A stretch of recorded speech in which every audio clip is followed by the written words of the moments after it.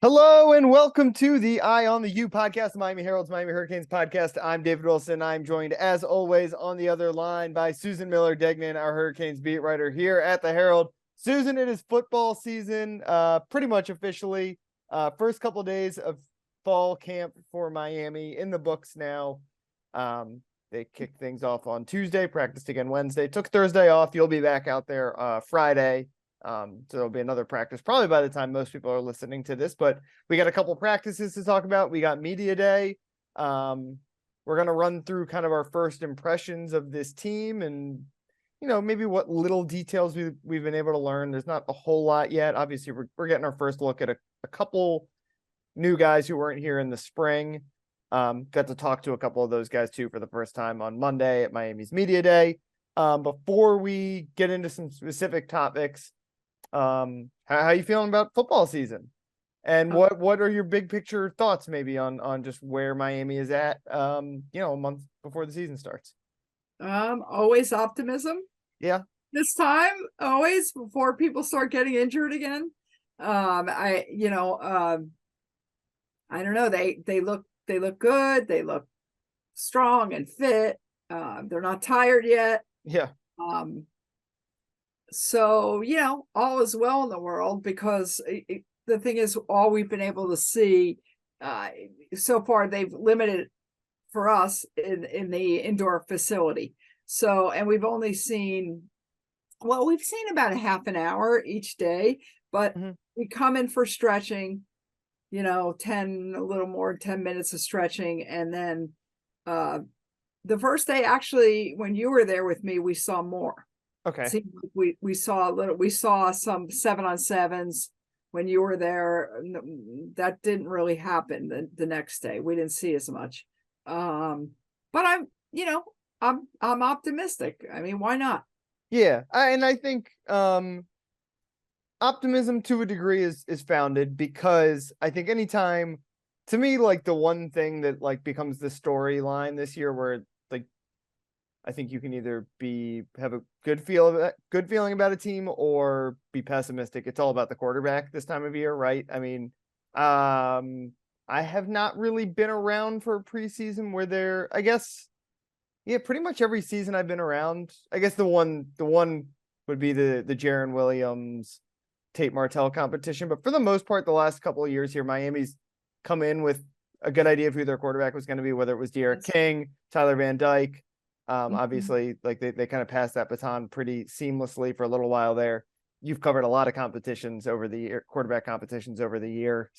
And, when you go into a training camp and you have no idea who the quarterback's going to be, it's a little bit harder to have any sort of an idea of what the team is going to be like, right? Definitely. It's harder, and it's also harder to get into a rhythm. Right.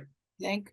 I mean, because everybody's looking at the quarterbacks, they're rotating snaps, which they still do, but it's different now. Right. You know the guy who's going to be throwing to the first teamers.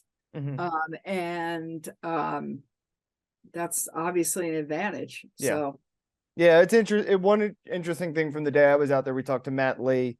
And it's just like a small thing, but like talking to him about the idea that group was all the same 5 offensive linemen started all through the spring. Tyler Van Dyke obviously played quarterback all through the spring. Exactly. The receivers are, even though we're going to talk about how that kind of remains the big question mark, the receivers have been all been the same.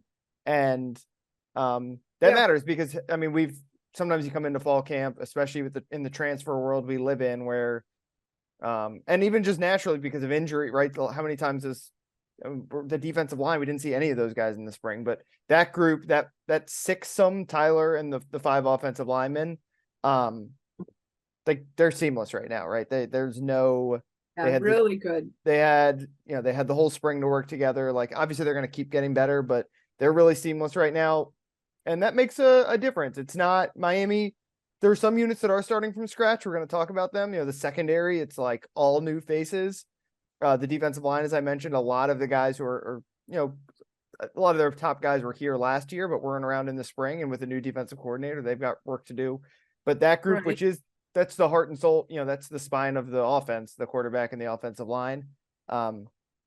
they're not starting from zero at all. They're like, I mean, they got a full spring. I know it's just spring, but they got a full, basically as many practices as they're going to get in the preseason, right? Like they've already had a full preseason to basically Yeah, go through. it really, yeah, all true. I mean, they're in pretty good shape, I think, as far as the offensive, very good shape. Offensive line, quarterback, that goes together. Now it's like a broken record, but the receivers is what we're waiting on, and running backs, we don't really see too much of that. We don't. That's the hardest thing for me to like pick up anything on in practice, especially this early on.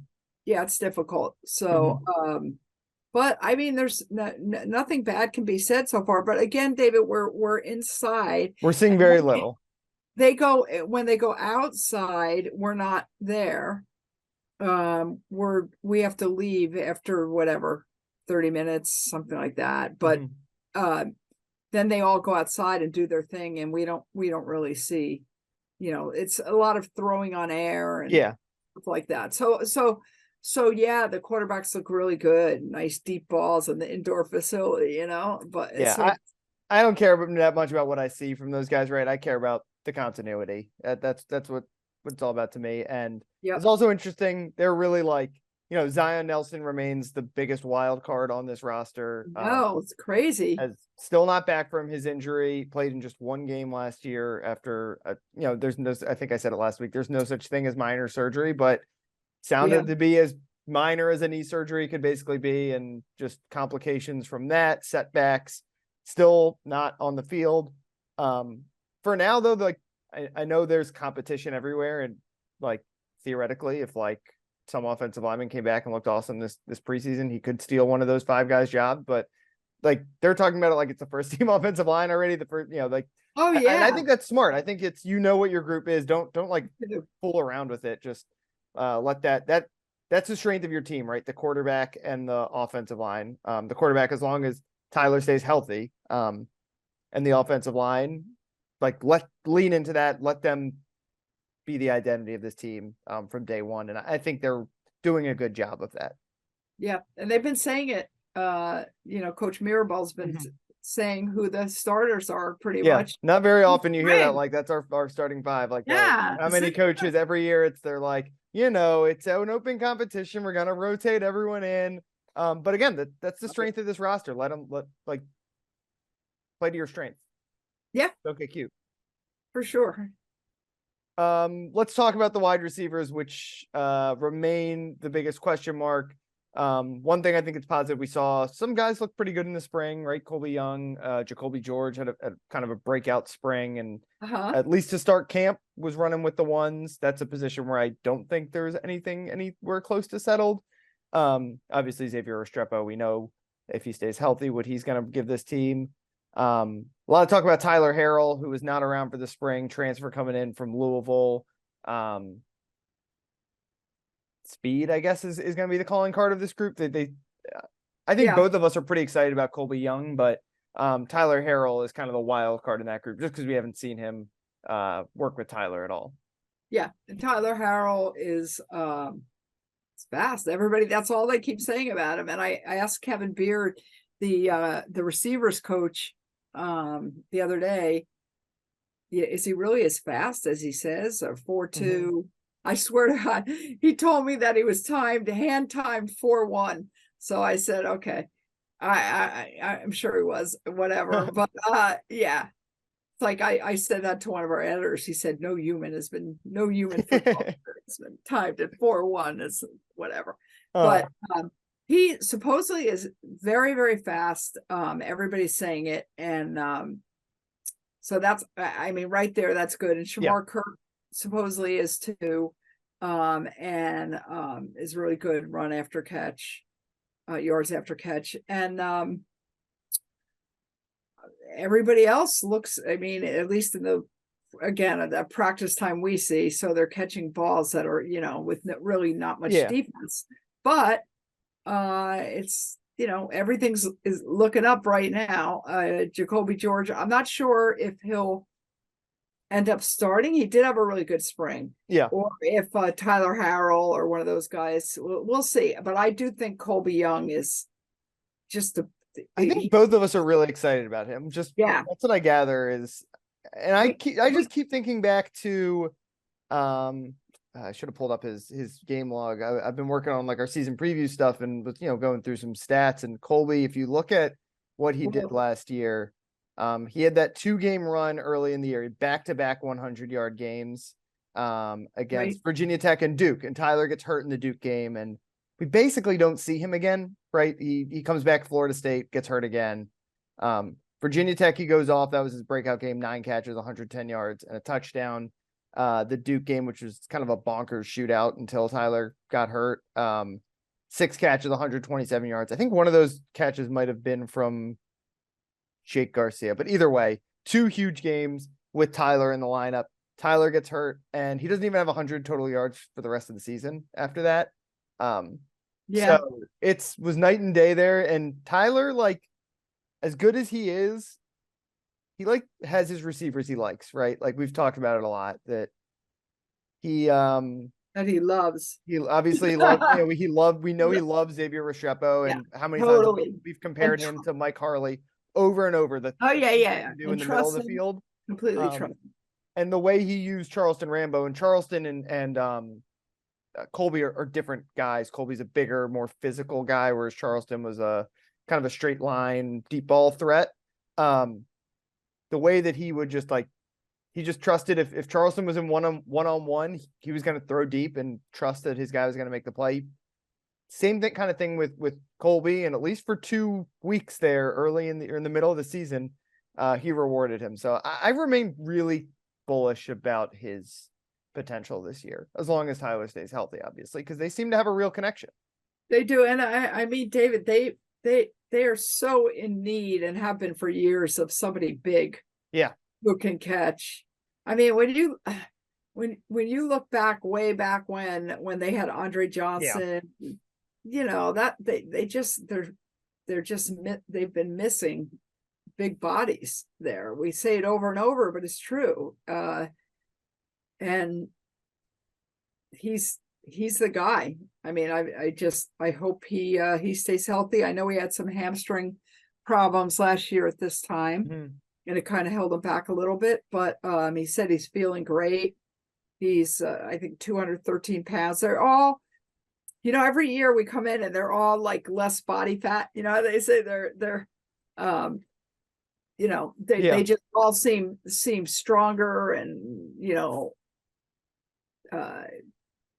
less flabby or whatever. Not that he ever was.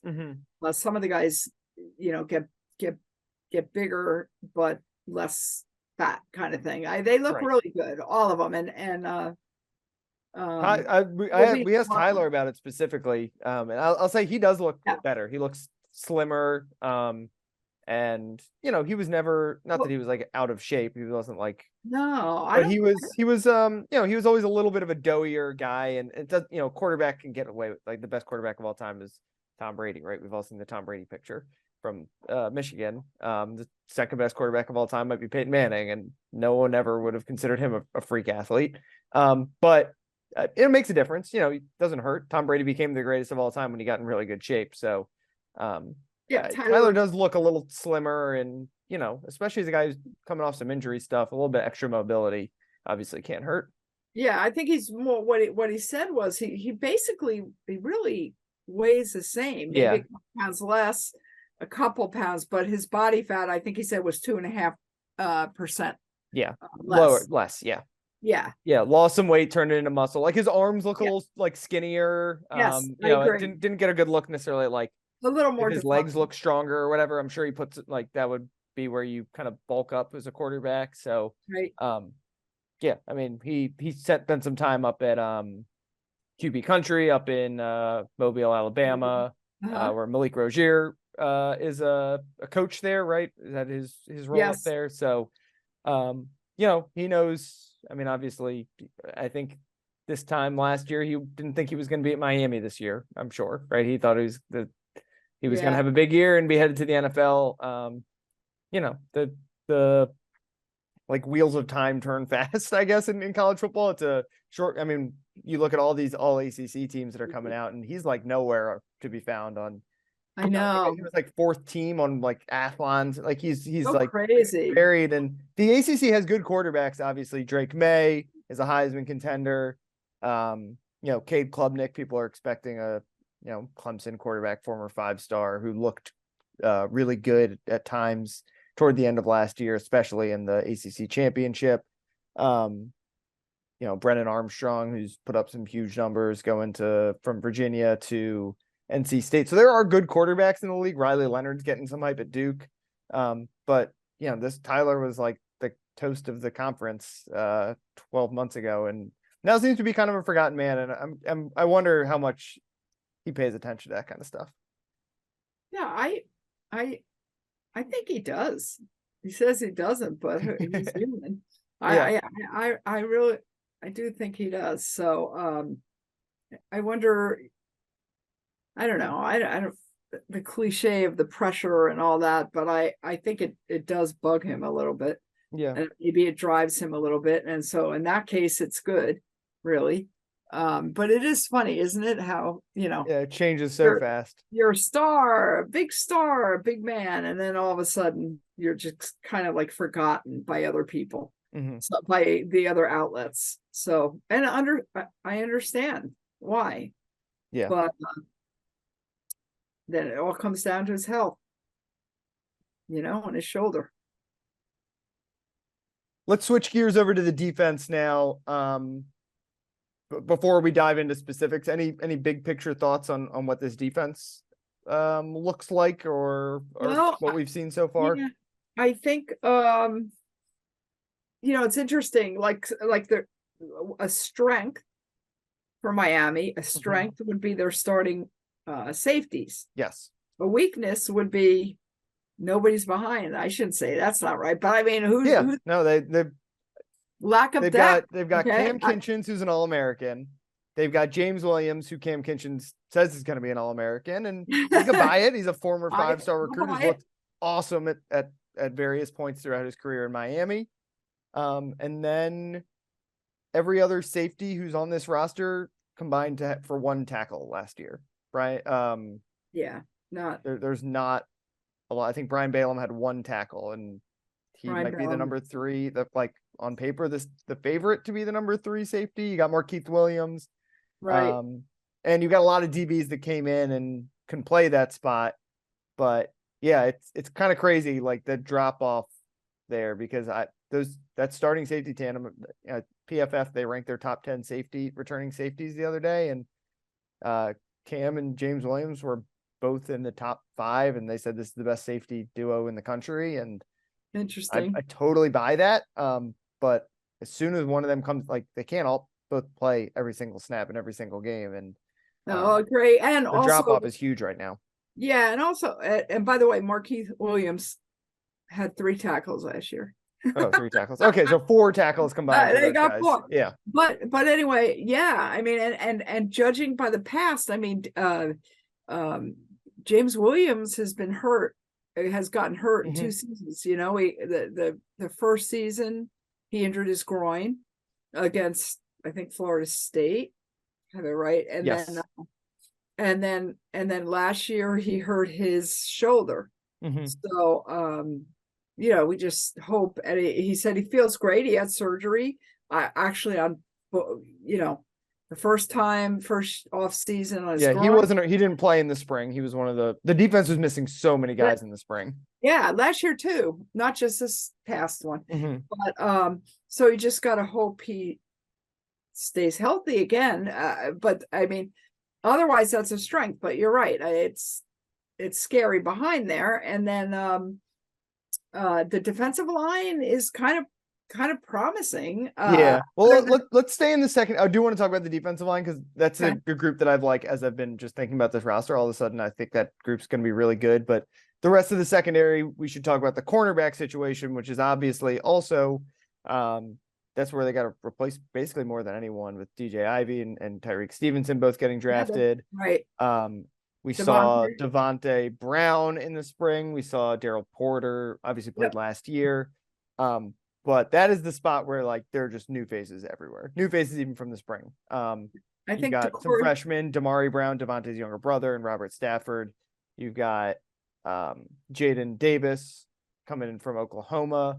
And you got Jadis Richard, who was the star of the first practice that we saw picking off Tyler Van Dyke. You were about to mention Corey Couch, also back, another guy with some. Corey is, I think, who was it that told us yesterday that he is now, could it have been Colby? We were asking, one of the guys yesterday said that Corey is now, he said a DB. It was funny. I think he must mean that he's not in the slot anymore. Yeah, he was just watching. He was outside a little bit when I think he was watching the other day. So I think he might be playing outside now. So, yeah, I mean cornerback. I feel similar about cornerback to the way I do about wide receiver, where I like a lot of their slot guys. I love, Xavier Shepo's really good. We both, I think Jacoby George could have a breakout year. I love like Ray Joseph. Would not be surprised if he's going to play a lot this year, but those guys are all smaller slot guys. Feels the same way about the secondary. Corey Couch just started a lot of games at Miami and had some really good moments. But he's 5'9". Daryl Porter's a smaller guy too. Jaden Davis, who's probably the biggest DB transfer they brought in, who started a lot of games at Oklahoma. Right. He came to Miami. Basically, he played the outside at Oklahoma, and I talked to him on Monday for a while, and because Miami recruited him coming out of high school. I want to know basically why he decided to come back, and he said they're going to play me inside, and that wasn't a thing that was going to happen in Oklahoma. He's a smaller guy too, 5'9", 5'10", something like that. So they've got a lot of guys. I think a lot of options in the inside. They got Devontae Brown on the outside, who I think that's he's going to start at corner and probably be their number one guy, but I don't know who's going to play the outside on the opposite side. Yeah, I think that's I think they're a little worried about that. And they were talking about Jadis Richard. Mm-hmm. I mean, Mario was saying possibly he could play safety. Yeah, they need a third safety, and especially if they're going to play James Williams in the box sometime, like as a linebacker, which is something that Lance Guidry said they want to do. Oh, that's James Williams will be. I wrote a whole story on him that's in the paper today that I wrote yesterday, that James said, Guidry said to him, do you want to win? Basically, for years, everybody's been saying, when's James Williams going to play linebacker or whatever? When's he going to, because he's too, he's too big or whatever. And he's never really, he's just kind of laughed and said whatever. And finally, I think they forced it on him and said, listen, because they know now he's there. He's not leaving. He's a Cane through and through. Yeah. James Williams. I just love James Williams. Such a good attitude. And he said that Guidry said to him, look, they had a meeting. They said, do you want to win? Do you want to go to the next level? Because James Williams said, I know the reality. I'm not dumb. I knew that's at the next level. That's probably what he'll have to play. Mm-hmm. So, but he's still going to he'll play both. He'll be the starting strong safety, and if they can't find a third safety, he's not going to play linebacker. Like, it's just not going to happen. But strong safety's playing the box all the time. Like, that's not unusual.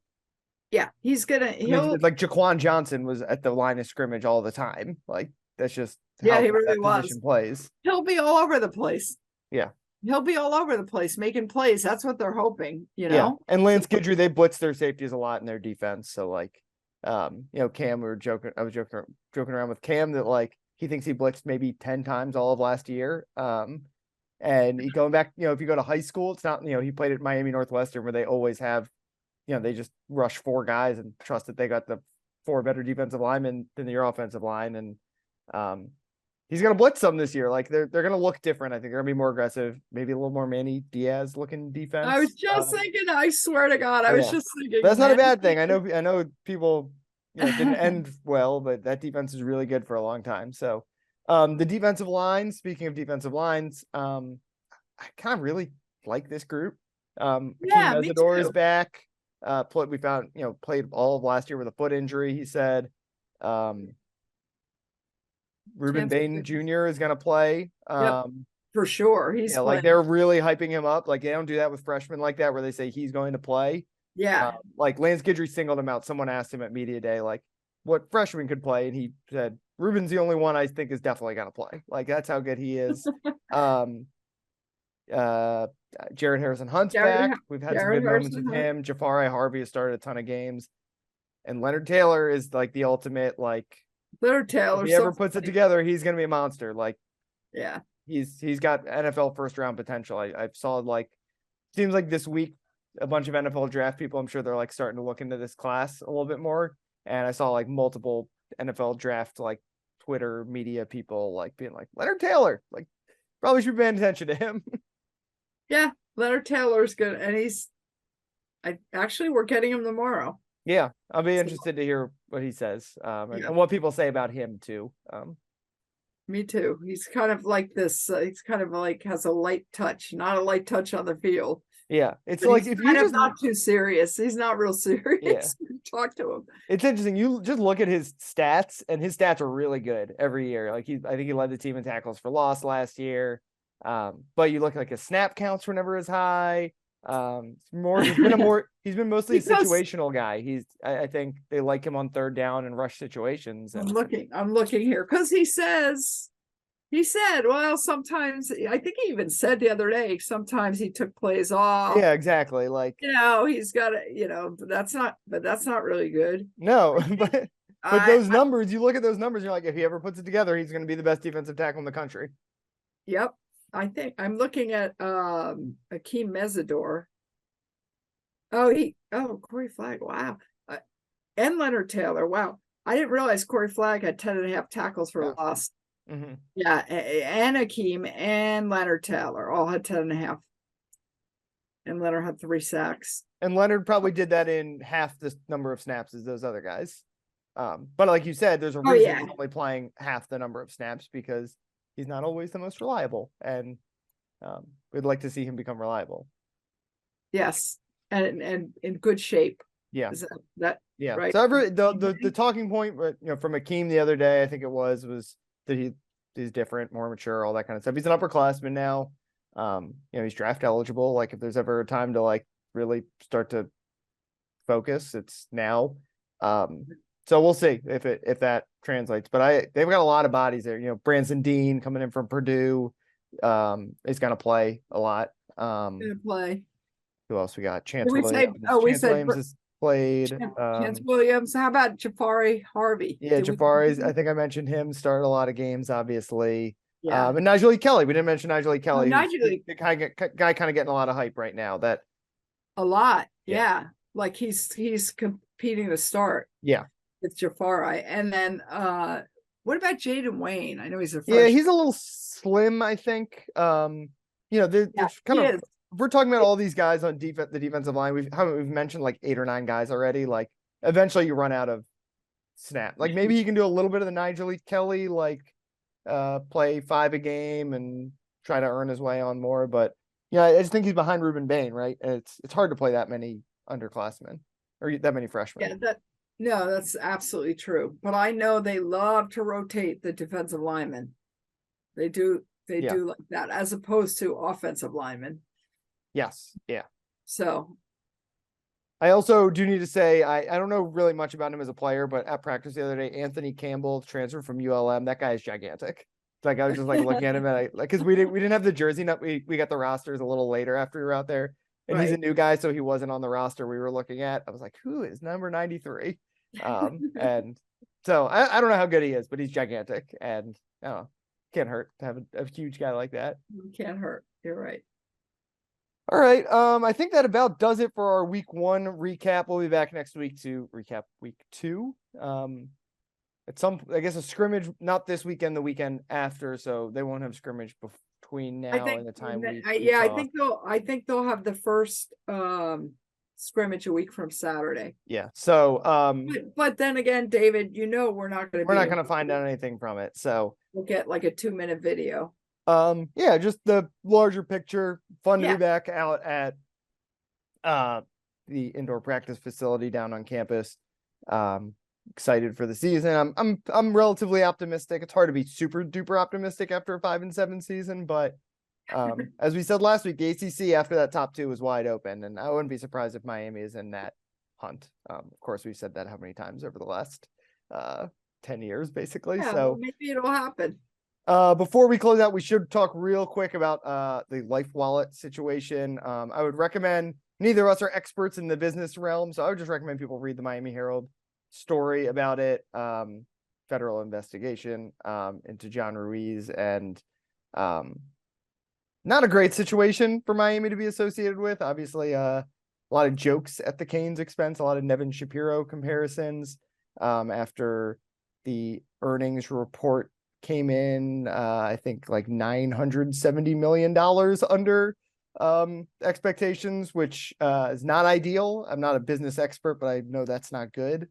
So, not crippling for Miami, but, it's just typical Miami, right? Like it's Nevin Shapiro. It's I don't expect Miami will get in trouble like they did with Nevin Shapiro. He's not like Nevin Shapiro. I'm not. John Ruiz is not. Nevin Shapiro was just a I don't know, whack job. Yeah. Oops, sorry, Nevin. Yeah. I mean, he was he was like taking. Yeah, I'm not saying. And partying with guys. And, yes, it's very different, but it's. I mean, I don't Miami has been that, but no. You're right. As far as doing things above board and trustworthy and all. And I don't want to say Miami. Miami. I don't expect them to get punished at all for this. This is because of NIL. Miami is not like, they weren't taking money from Nevin Shapiro, right? The players were, it was an, kind of maybe investor fraud earnings report stuff that the University of Miami has nothing to do with it. Basically, it was a problem within the company that individual players are doing deals with. I don't expect anyone to get in trouble with this, but not a great situation. He's given money to the university. Dollars to the baseball program, which is admirable if they really got the money. I'm sure they did. John's name is on the outside of the strength room. It's beautiful now. Mm-hmm. His kids played there. He has a lot of pride in UM. But this, I know we got to end this soon, but the Canes connection. Yes.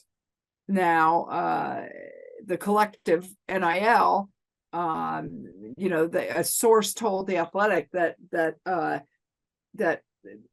80% of what they get is not John Ruiz or whatever. Not much. So, and I think I would think they're distancing themselves. Yeah. Now, and he's got a lot of things he's got to deal with. So exactly. The NIL world, it's a whole new world, as we've said a lot of times. But I believe that it's never been just about John Ruiz. He's just the most vocal guy. So I think Miami will be fine. But just a little bit of a stain for now. Bad PR for the week for the Canes. Anyway, let's close things out there. You can follow Susan on Twitter at @SMillerDegnan. You can follow me on Twitter at DBWilson2. Like I said, we'll be back next week. We'll have some more practices to talk about. Hopefully we'll get to see a little bit more, maybe talk to some of the new guys. Season is rapidly approaching. So thanks as always for listening, and we'll talk to you guys next week.